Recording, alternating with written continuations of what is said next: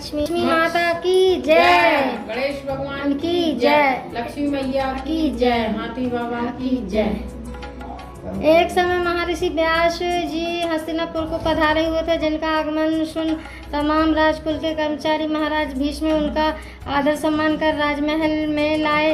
राजमहल के महाराजा को स्वर्गुण के सिंहासन पर विराजमान कर अग्रपाद आचमन से आपका पूजन किया। व्यास जी के स्वरचित होने पर रानी गंधारी माता कुंती ने हाथ जोड़कर प्रश्न किया कि महाराज, आप त्रिकाल लक्ष्य तत्वदर्शी, आपसे प्रार्थना है कि हम स्त्रियों को कोई ऐसा व्रत व पूजन सरल बताइए जिससे हमारी राजलक्ष्मी सुख, पुत्र पौत्र परिवार सदा सुख रहे। इतना उनसे व्यास जी ने कहा कि हम ऐसे व्रत पूजन का उल्लेख कर रहे हैं जिससे सदा लक्ष्मी जी स्थिर होकर सुख पैदा करेंगी। वह श्री महालक्ष्मी व्रत है, जिनका पूजन व्रत प्रतिवर्ष अश्विन कुमार कृष्ण पक्ष की अष्टमी को मनाया जाता है।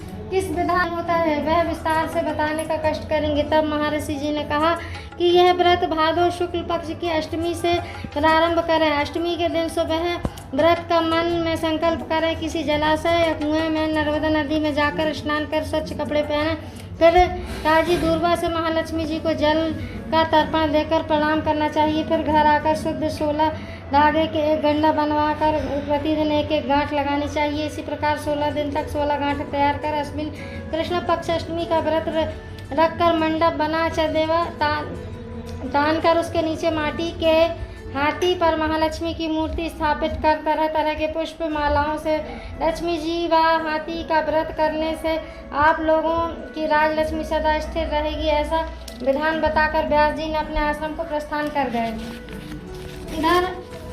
इधर समानुसार भाद्रपद मास की शुक्ल पक्ष की अष्टमी से तमाम राज घरानों की रानियों ने व नगर स्त्रियों ने श्री महालक्ष्मी व्रत का आरंभ कर दिया। बहुत सी नारी गंधारी के साथ प्रतिष्ठामान हेतु व्रत का स्थान देने लगी। कुछ थोड़ी नारी माता कुंती के साथ प्रतिष्ठामान हेतु व्रत का साथ भी व्रत आरंभ करने लगी, पर गंधारी जी द्वारा कुछ द्वेष भाव चलने लगा। ऐसा होते होते 15 दिन व्रत के समाप्त होकर 16वां दिन अश्विन कृष्ण पक्ष अष्टमी का उपस्थित हुआ। उस दिन प्रातः काल से नगर नारियों ने उत्सव मनाना आरंभ कर दिया और तमाम नर नारी राजमहल में गंधारी जी के यहाँ उपस्थित होकर तरह तरह से महालक्ष्मी जी के मंडप व माटी के हाथी बनाने सजाने बड़ी तैयारियां होने लगी और गंधारी जी ने नगर की सभी प्रतिष्ठा नारियों को बुलाने के लिए सेवक भेजे, परंतु कुंती को नहीं बुलाया गया और ना कोई सूचना दी गई।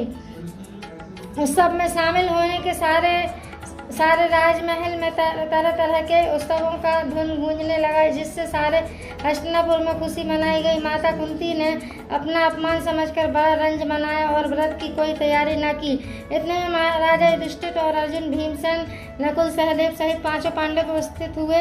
अपनी माता की संजीदा देख अर्जुन ने प्रार्थना की, माता इतनी दुखी क्यों हो?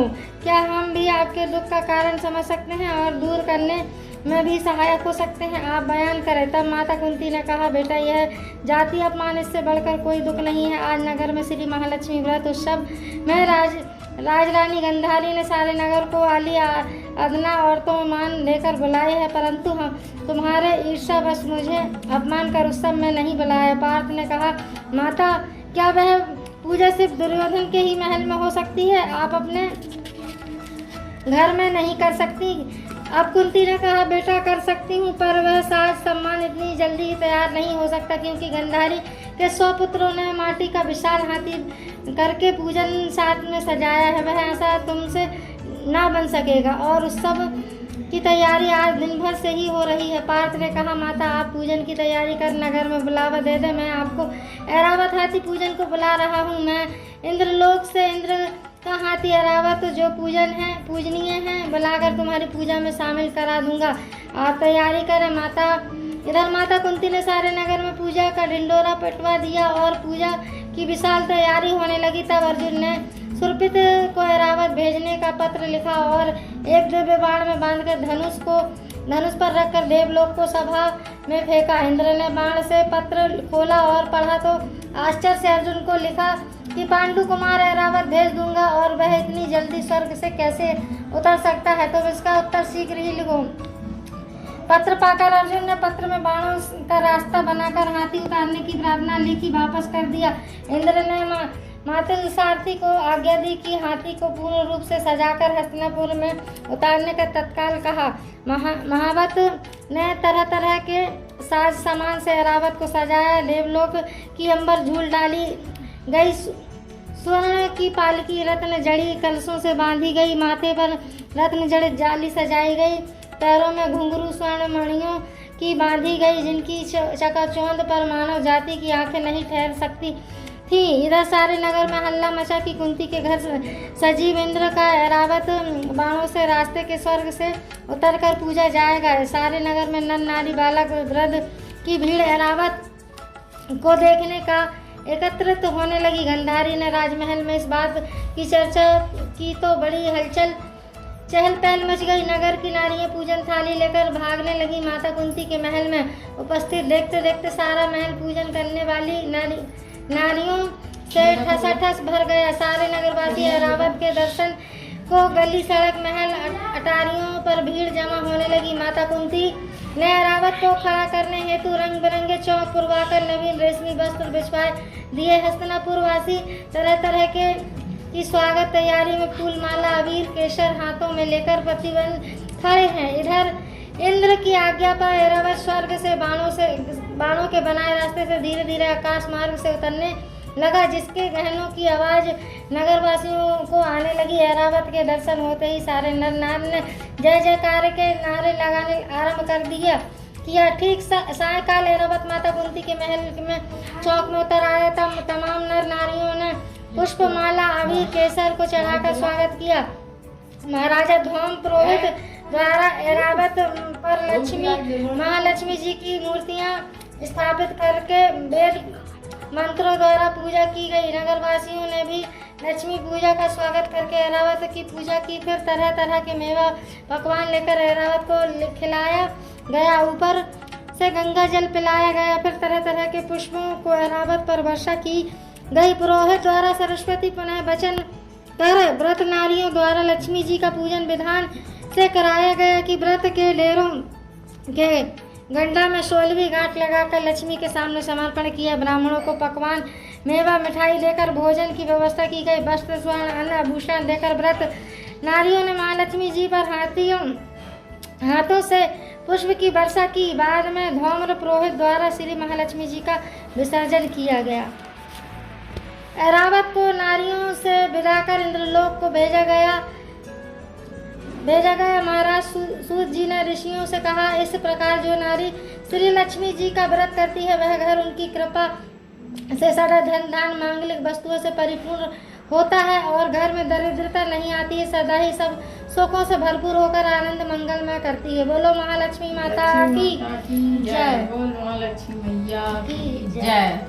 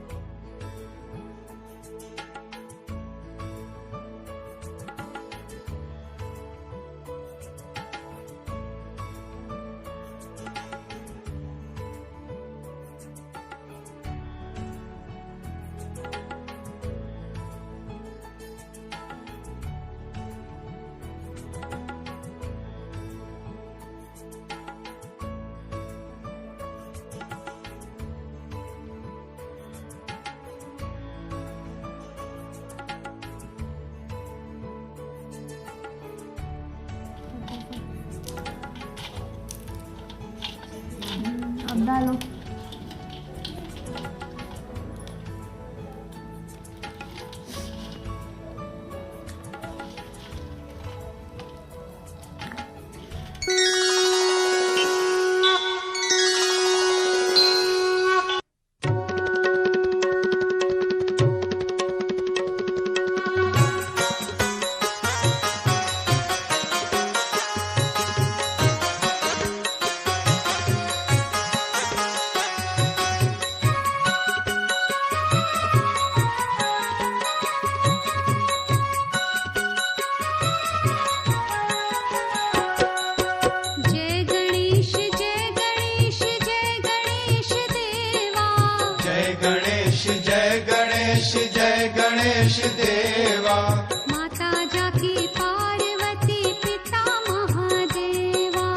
माता जाकी पार्वती पिता महादेवा।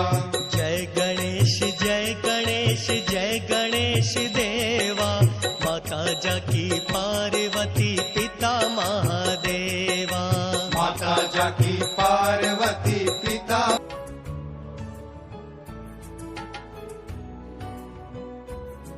कहानी तुमसे कहते सबसे सुनते ऊंचा सो पर्वत गांव जहाँ के राजा मंगल से दमयंती रानी ब्राह्मण देवता कहे कहानी तुमसे कहते सबसे सुनते 16 बोल की एक कहानी।